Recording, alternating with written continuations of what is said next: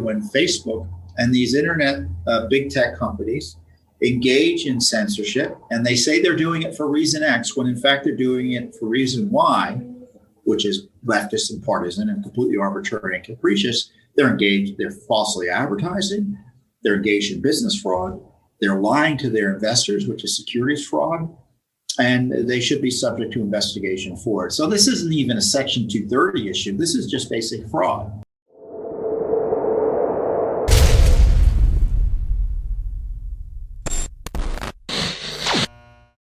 There is the assault on free speech by the allies of these government officials, big tech. They're leftists. They don't like conservatives. They obviously are targeting President Trump. I'm still locked out of Twitter, by the way. And President Trump has been walled off from accessing the American people through pretty much every social media platform. His speech to CPAC, which was big news because it was the first speech he gave since he left the presidency, was taken down reportedly by YouTube. You can't find copies of his speech on YouTube. I mean, if that's not an anathema to free speech and the First Amendment, I don't know what is. Yes, and I don't need lectures from leftists telling me that these are private entities and they can do whatever they want. No, they can't really. And if they're working in league with government officials, it raises additional issues. So the law is not as necessarily clear here. And, free speech is a bigger principle than just, quote, the First Amendment, and which restricts certain government activities. It's a God-given right we have that shouldn't be restricted by any government or corporation inappropriately. And here it's being done for dishonest purposes, not because they have any concerns. And Facebook had set up this oversight board to Facebook has been one of the entities that knocked Trump off or suspended Trump. And the Facebook Oversight Board is this nominally independent agency or group of people that Facebook funds that can overrule Facebook's censorship decisions. So it's kind of an odd situation. Most of the folks we found on that board had been connected to the Soros operations or groups, and or groups who have been funded by Soros. So they're not necessarily all conservative. They've issued a few decisions that were pro-free speech, so that was good. So they were seeking comments from the public about Facebook's decision to keep Trump off its platform, and Judicial Watch took that opportunity. I mean, it's the process, and so we shared on behalf of you what we thought about what Facebook should do, or what this oversight board should do in terms of protecting the free speech of Donald Trump, which of course is just as much about your free speech as it is about Donald Trump's. So along those lines, we've sent a memo or a letter to Facebook, and this is what I wrote on behalf of Judicial Watch. Let's see. Facebook and big tech censorship of former President Trump. Well, this is the comment I made. Facebook and big tech censorship over President Trump is an attack on the free speech of every American. And simply put, and this is basically what this is, big tech should stop censoring conservatives to help Joe Biden. That's kind of the pity aspect of this.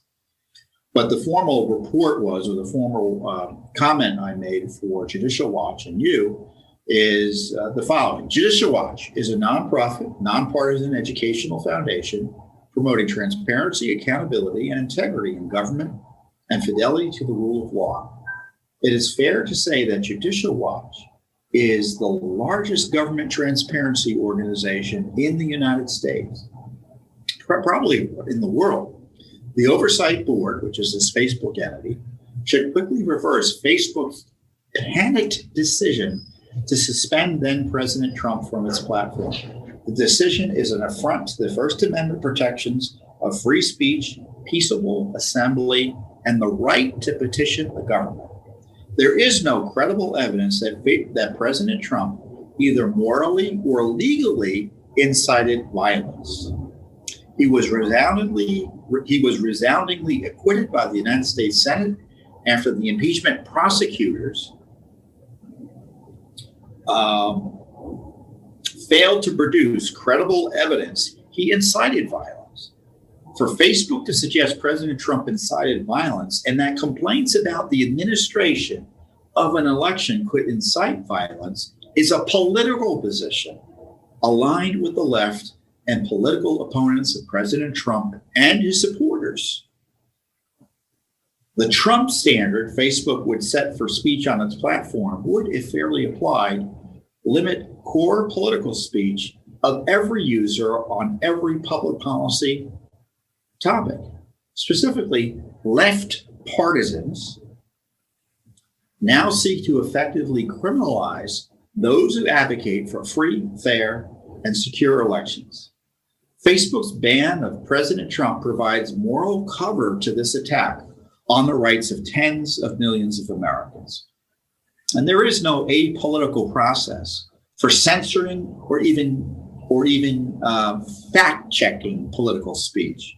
And Facebook's policy should reflect this reality on topics ranging from election reform to, as the Oversight Board previously found, COVID debates.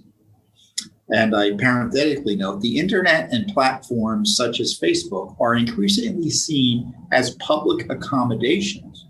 In Washington, D.C., restricting access to public accommodations based on political affiliation, for example, is prohibited under the D.C. Human Rights Act. So there are jurisdictions that prohibit discrimination based on political affiliation. The brazen deplatforming of President Trump is chilling the speech of other Facebook users and internet users generally, who fairly worry about Facebook censoring and deplatforming them. Facebook censorship also undermines government and related transparency.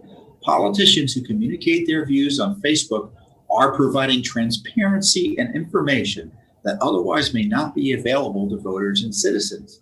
Deplatforming President Trump certainly chills the speech of other politicians and deprives citizens of useful insights about these politicians and government policies. So when they target Trump, they're targeting you. They are suppressing speech across the board, and it's on behalf of leftists who don't want opponents to speak out against what they're doing on virtually every public policy issue. And in my view, when Facebook and these internet big tech companies engage in censorship, and they say they're doing it for reason X, when in fact they're doing it for reason Y, which is leftist and partisan and completely arbitrary and capricious, they're falsely advertising, they're engaged in business fraud, they're lying to their investors, which is securities fraud, and they should be subject to investigation for it. So this isn't even a Section 230 issue. This is just basic fraud. And so I hope the Oversight Board takes some action here. There have been other elected officials in other countries who have expressed concern about what Facebook and big tech has done to President Trump. And obviously, we're all concerned about it because we know he's a stalking horse for other Americans and citizens fairly across the world who don't want to march to the establishment drum on issues ranging, as I said, from COVID to election integrity to life to some of these cultural issues, immigration. Believe me, they're going to start cracking down on criticism of Obama's,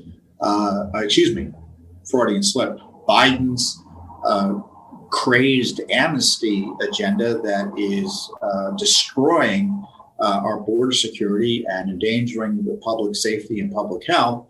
I don't know, for instance, YouTube, if I say the wrong thing on the election, they'll take the video down. So, either we abandon all these platforms, which I don't think is something we all want to do. I mean, Judicial Watch is an educational group. We want to be able to talk to as many people as possible without an unreasonable restriction on our ability to talk. And so President Trump is a test case. He's the canary in the coal mine. And I say that knowing that other conservatives have been taken off already. So we need to fight and stand up for free speech. And Judicial Watch has other ideas in that regard. So this is something we submitted. And so big tech censorship is something we take very seriously because, as I said, big tech is a front for big government in this regard. And, to have this unified effort to destroy free speech is something that we should be very much concerned about. Thanks for tuning in. Be sure to subscribe to our YouTube channel to catch all the latest news from Judicial Watch.